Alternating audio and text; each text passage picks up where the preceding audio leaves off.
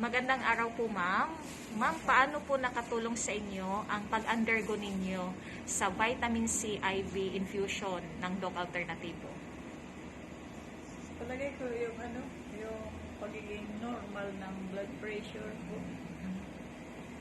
Tapos yung parang wala naman akong nafe-feel, kaya lang yung first infusion, yung malamig masyado.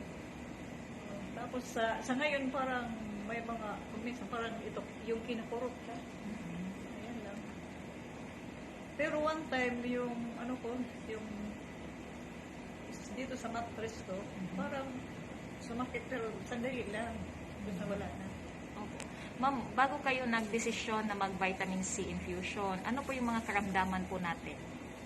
Based sa laboratory result, tapos from different hospitals, result nila yung sa liver daw, pati liver, tapos yung kidney, gallstone, tapos yung sa ovary, yung sa ovary sabi nila meron daw bukol, gusto nga nilang alisin eh. Hindi ko muna yan lang. Tapos doon ko nalaman na high blood daw ako. Opo. Ma'am, meron ka po bang mga tinitake na mga synthetic maintenance before ka nag-undergo? Mayroon eh.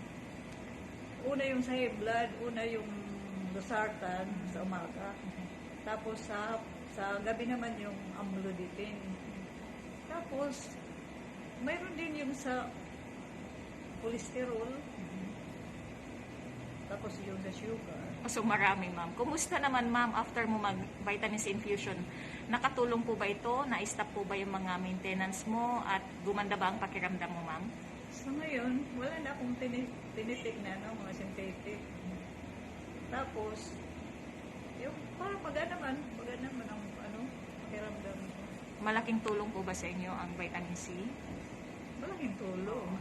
Ma'am, sa iba po na hindi pa nakaranas, nakasubok sa vitamin C infusion at cleansing program, ano po masasabi niyo sa kanila?